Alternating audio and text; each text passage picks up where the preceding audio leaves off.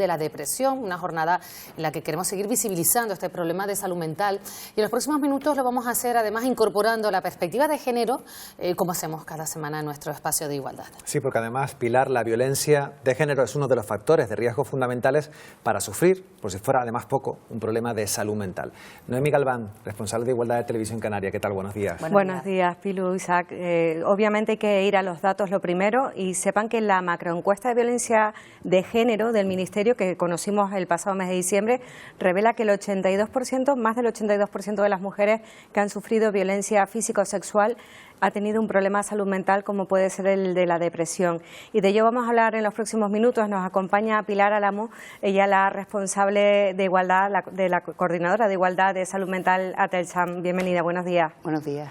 Bueno, si empezamos por esos datos, tenemos que hablar también de que la Organización Mundial de la Salud ya ha especificado que las mujeres tenemos más riesgo, además, de sufrir un trastorno de salud mental como puede ser el de la depresión. Sí, primero dar las gracias por hablar de salud mental y de hablar de salud mental con perspectiva de género. Yo creo que eso es algo muy importante y que todavía se hace de manera muy escasa. Cuando hablamos de salud mental, yo creo que para partir no solo de los datos, sino para partir un poco de la concepción, tenemos que entender que la salud mental no es algo individual y que se forme de manera aislada, sino que está entrecruzada y entrelazada de manera profunda con las estructuras sociales en las que vivimos y nuestras condiciones de vida.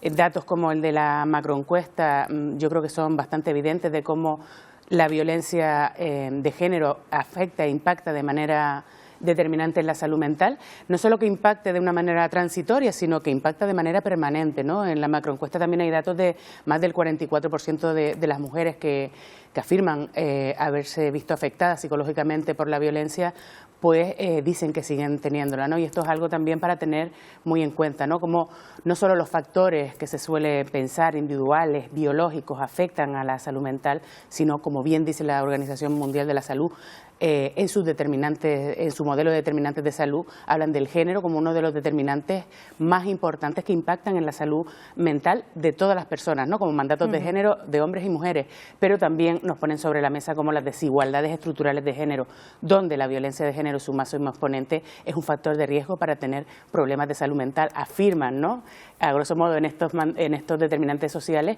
que ser mujer es un factor de riesgo para tener problemas de salud mental, no debido a causas biológicas, genéticas, sino a causas estructurales, ¿no? Y por lo tanto esa mirada también tiene que estar muy presente y por eso es muy importante la perspectiva de género cuando hablamos de salud mental.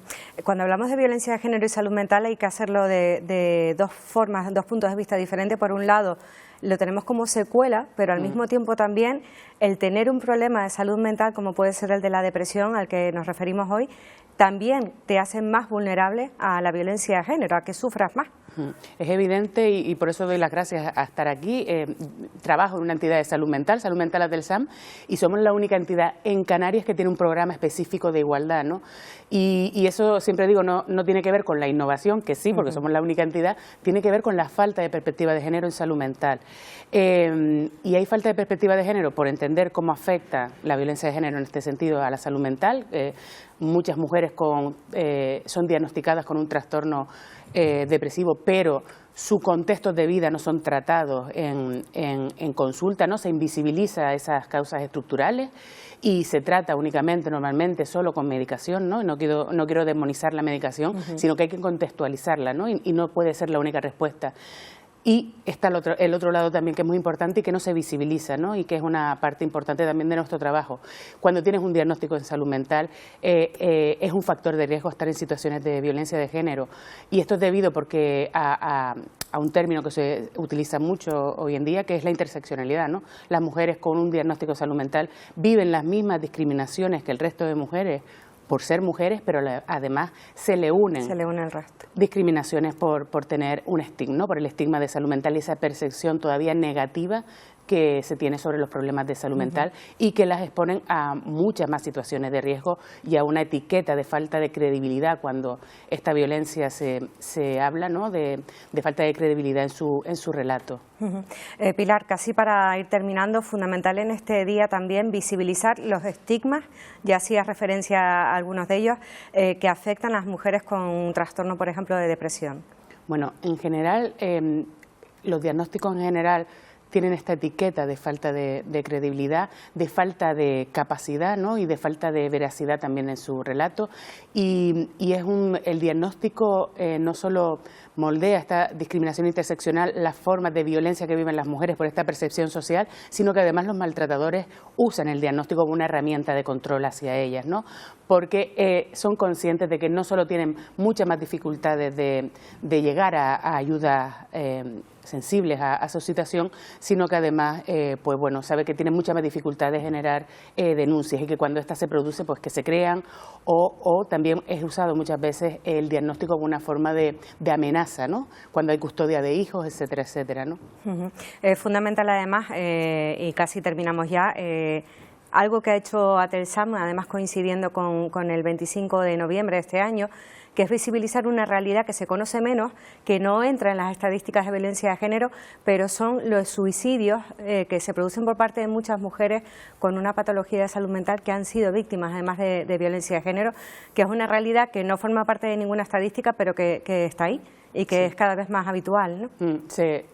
Realmente es algo totalmente invisibilizado, ¿no? De la cantidad de suicidios, cuáles, ¿no? Tienen este contexto de vida de violencia detrás.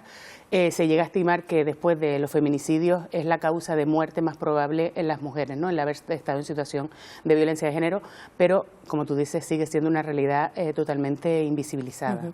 Pues Pilar Álamo, coordinadora de Igualdad de Salud Mental Atelsam, gracias por acompañarnos y también ayudarnos a visibilizar este día.